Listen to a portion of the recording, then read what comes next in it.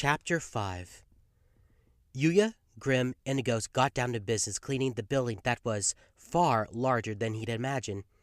Art room, music room, cafeteria, lecture halls of various sizes, closets, washrooms, it went on and on. It didn't make any sense. He could only assume that the inside somehow had more rooms than what he had seen from the outside. Because he had to carry Grim after the monster just stopped moving halfway through the day, he was completely wiped out by the time the last bell rang. "I'm so tired," Grim whined, hanging limply over Yuya's shoulder. "Let's go home." "We can't," Yuya said as he took several deep breaths. "We still have to clean the windows, remember?" Before his eyes was the door the ghost had led them to, the classroom where Ace supposedly was. "You are a stupidly serious henchhuman," Grim told him. Deep down, Yuya also just wanted to go back to Ramshackle Dorm. It would have been so much easier to go home and go to sleep. But when he recalled Crowley's disappointed face, he really couldn't bring himself to go against the headmage's orders. "Okay then," the ghost said as they faded out of existence. "Play nice with the Heartsible, kid." Yuya always felt a little nervous going into a classroom that wasn't his own. He swallowed hard, mustered up his courage, and opened the door. Is Ace Tripoli here?" he timidly asked the boy standing close to the doorway. He had shiny, navy-colored hair and a clear, open face. Like Ace, he had a card suit drawn around his right eye, a black spade. "Ace?" the boy asked, shaking his head. "Sorry, I haven't gotten to know everyone by name yet. What's he look like?" Yuya thought for a second. "He has a heart mark on his face." "He's super mean," Grim interjected, sticking his tongue out over Yuya's shoulder. "Oh, that guy." The boy nodded, and Yuya wondered which comment had stirred his memory. "He already left." "He left?" "Yeah, he was yelling real loud about a second ago. Oh, wait, there he is." The boy poked his head out the classroom window, and Yuya followed suit to find a slender figure up ahead in the hallway, with hair a color that melted into the evening sun. It was definitely Ace. "Hey man, you got visitors!" the boy shouted, and Ace looked back over his shoulder and immediately broke into a run. "Huh?" Yuya gaped. "Wait. Hey, is he maybe—" "He's trying to ditch us!" Grim shouted and leapt down from Yuya's shoulder, his hackles up. "Stop right there! Like it or not, you're coming with us!" "No way I'm getting stuck on window duty on the first day of school," Ace yelled as he glanced back at them and waved a genial hand. "You two got this. Please and thank you." Enraged, Grim chased after him as the students still in school peered curiously out into the hallway from their classrooms. Yuya felt dizzy at the thought of another fight like the one from that morning. "I gotta do something. We're gonna get in trouble with the head mage again," he moaned. "The head mage?" The boy with the spade mark yelped as he flinched for some reason.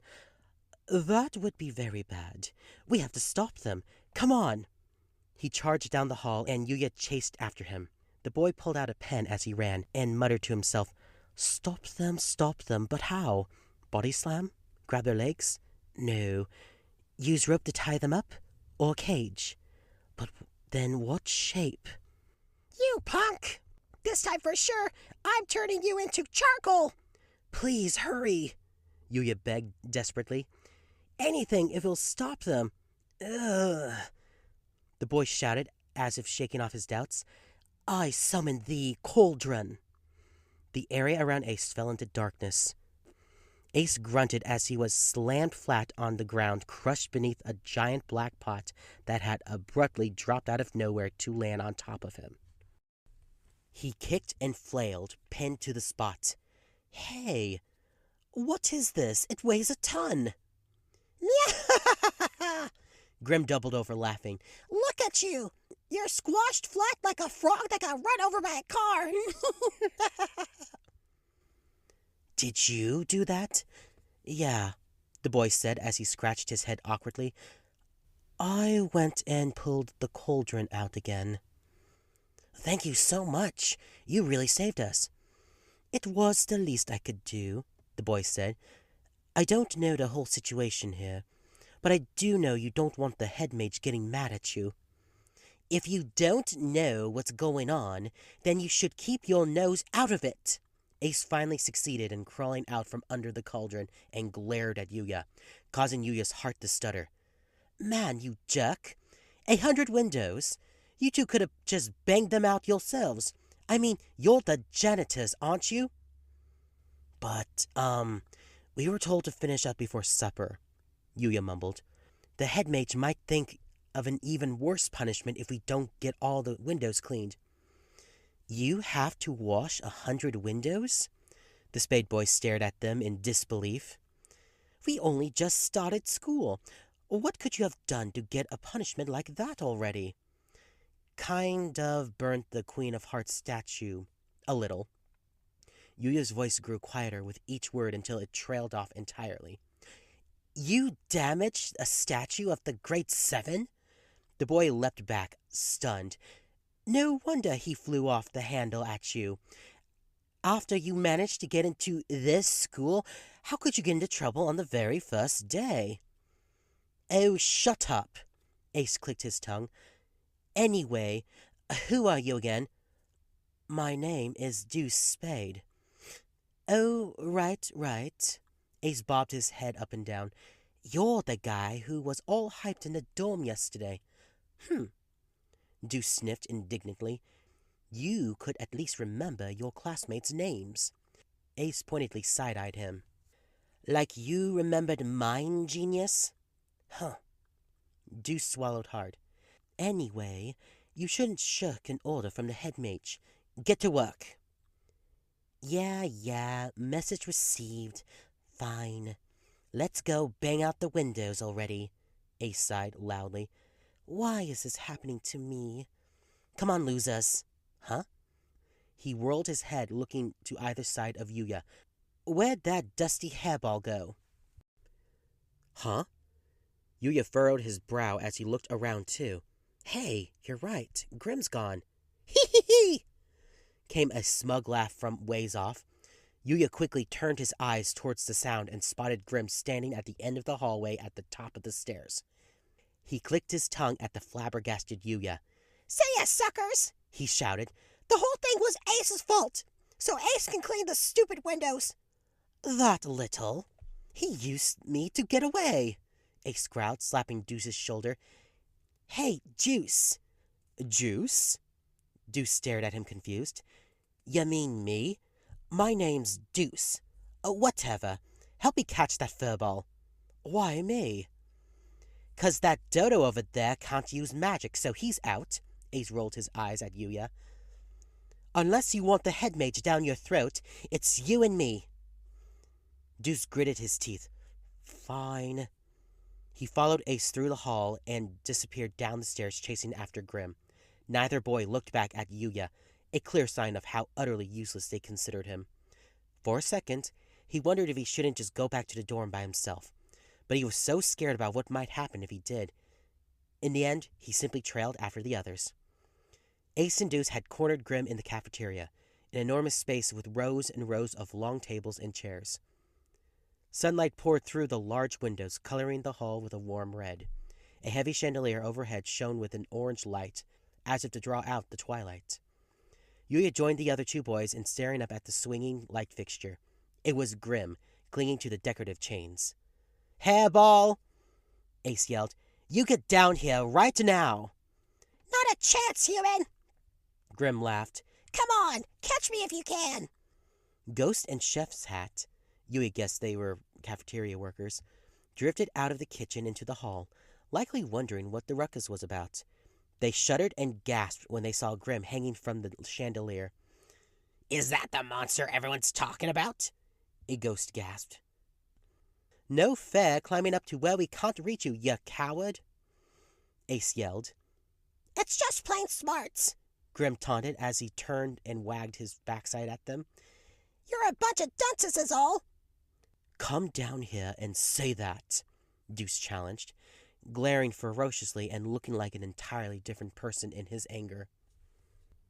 Shoot your mouth off while you can, you little weasel, Ace shouted, his mouth trembling with rage as he tightened his grip on his pen. Just wait. I'm gonna knock you into next week. Stop! Yuya managed to squeak when the boys raised their hands, ready to fire their magic at any second. A sternly silent Deuce and an icy cold Ace craned their necks to look at him. What? Stop fighting! That's all he wanted to say, but the words clung to the inside of his throat, and he couldn't push even one word out. It felt like he had swallowed a thin plastic bag, and the word crumpled and blocked his airways, nearly suffocating him. Stop fighting! I've had enough of these arguments. Can't you find a better way of doing things? Is what he wanted to tell them, and yet the words refused to come out.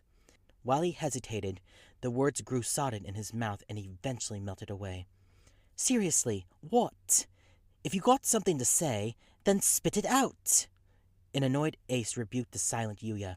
If nothing else, waiting for Yuya to speak had seemingly had a calming effect on Ace as he looked at his hand and then at Deuce's. He was clearly picturing what would happen if they had both let loose with magic indoors at the same time, and it was giving him pause.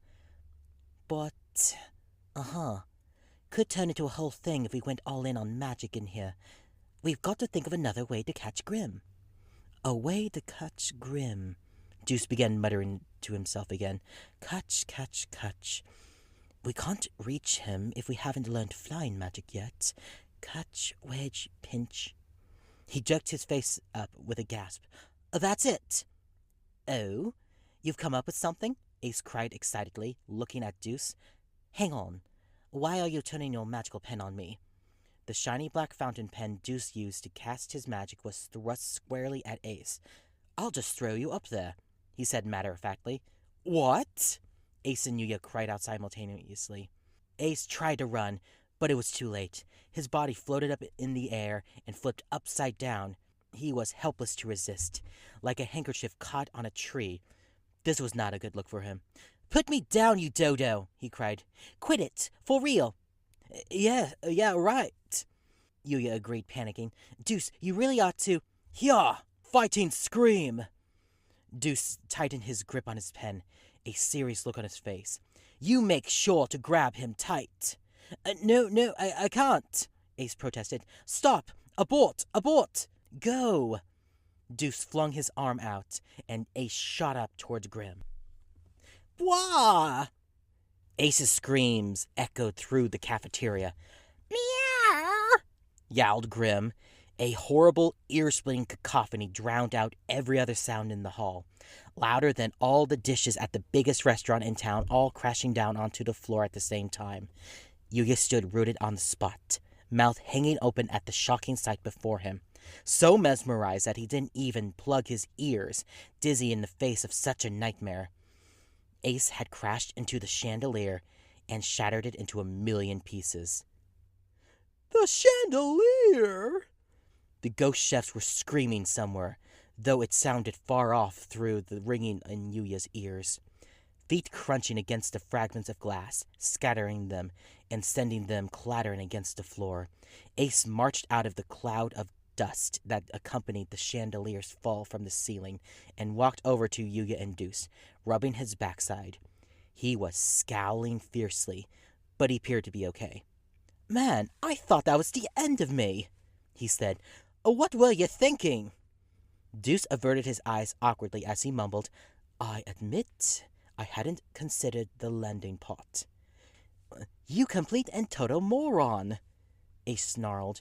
You got rocks in your head or what? Where's Grim? Yuya asked, glancing around the pile of glass, but he saw no sign of the monster. Then a gray fur blanket stretched out beneath a chair off to one side caught his eye. Grim must have been knocked down when he flew into Ace.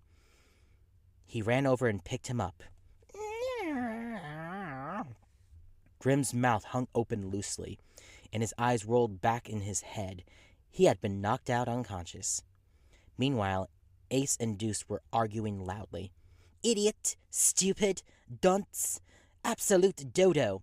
Ace howled. It's not like you had any ideas, Ace, Deuce shot back. Having no ideas is way better than having that bizarre idea of throwing an actual person. And, what are you gonna do about that? Ace pointed at the shattered chandelier. If the head mage finds out about this. If I find out about what? Came a voice. All three boys whirled around.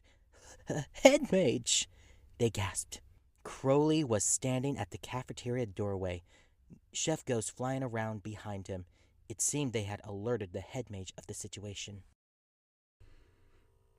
Boys, what exactly is the meaning of this? The wings attached to Crowley's coat looked as though they were standing on end. Yuya reflexively took a step back at the powerful aura of wrath hanging over the head mage. It had been one thing after another since he had arrived the day before, and each time Crowley had sighed in exasperation, bemoaned the facts, and had been surprised by the events. But this was the first time Yuya had seen him so angry. Oh! Crowley's pale lips trembled. The cafeteria! Chandelier! It's not what it looks like, head mage, Deuce cried, panicked. It's, this is... It wasn't May, Ace interrupted. It was Deuce and Grim. It was all their fault. Quiet! Crowley barked. First, you burned the Queen of Hearts statue, and now you destroyed this precious chandelier. I can bear it no longer. I have never encountered such a terrible students before. He took a deep breath and slammed his staff against the floor. The cold clack echoed through the dining hall. I cannot turn a blind eye to this. You are both expelled. What? Ace and Deuce shrieked.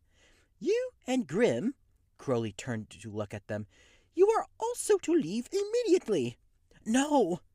Yuya gasped, still cradling the unconscious Grim. He'd found a place to live and lost it again in a single day.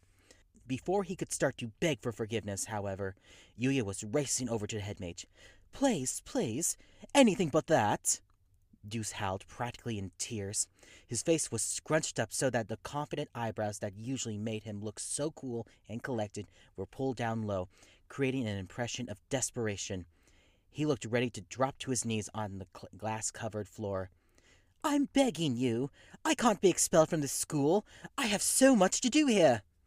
That is unfortunate, Crowley told him, but you only have yourself to blame for this foolish behavior. I'll pay for the damages if you let me stay, Deuce wailed. Damages? Crowley echoed, miffed. That chandelier is no mere light fixture. It is a magic chandelier. Its candles are powered by a magical energy source, enchanted so that it will burn for eternity. The three boys looked at the object they had broken. Brackets like the antlers of a deer stretch out from the large chandelier, embedded with countless bits of brilliant glass, glittering like morning dew. Only moments earlier, the candles had covered the cafeteria in a warm blanket of light. It was created for us by a legendary artificer 100 years ago, possibly the finest creation. It was one of the Academy's most prized treasures. Considering its historical value, I would estimate its worth to be no less than 1,000,000,000 tumaks.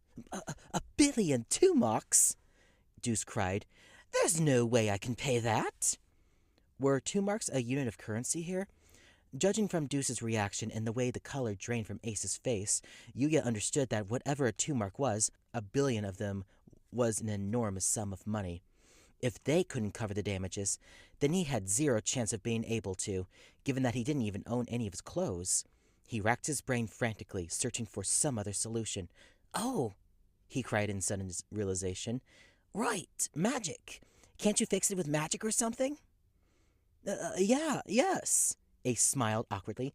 We still hardly know any magic at all, but I'm sure with your magical talents, sir, you could snap your fingers and fix it right up. I would expect such talk from you, young Ace, but you also appear to have failed to grasp the boundaries of what magic can and cannot do. Crowley sighed, shaking his head as he pressed a hand to his forehead. Magic is not a panacea. Some things are simply impossible, and any magic carries with it certain risks. Magic is no wishing well, there to grant your heart's every desire. Crowley turned his back to the boys and poked at the mountain of chandelier debris with his staff, possibly looking for something amid the glass. Ah, he said sadly and crouched down. Reverently, he scooped up what he had found and wrapped it in a black handkerchief. Sitting on top of the fabric was a gem about the size of a fist, broken clean in half. Behold, this precious mage stone, the figurative heart of any magical artifact, is broken. Without its mage stone, the chandelier is beyond repair. Even if we were able to restore its appearance with magic, it could not light up the room the way it did once. Both candle and flame used the mage stone as their source of power. The pale peach stone rolled slightly on the black handkerchief.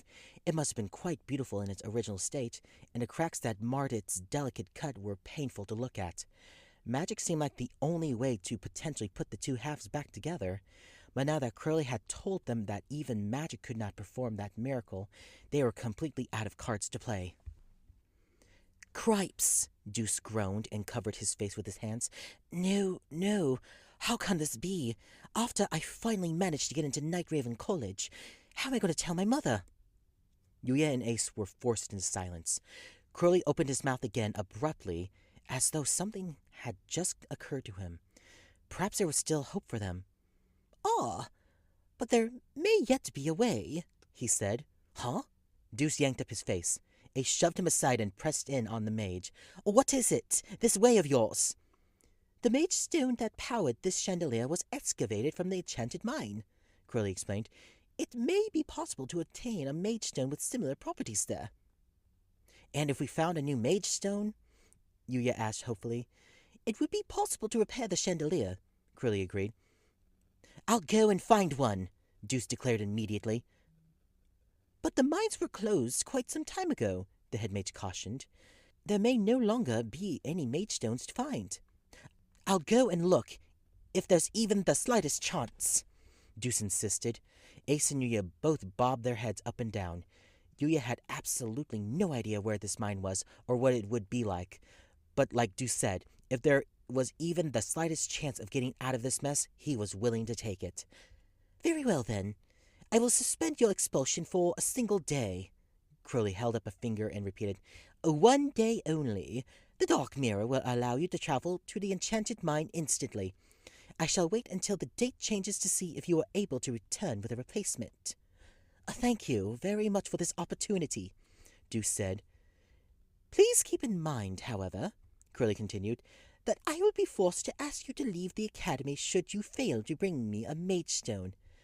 Deuce clenched his hands into a tight fist. Yes, sir, he said through gritted teeth. We will absolutely restore the chandelier.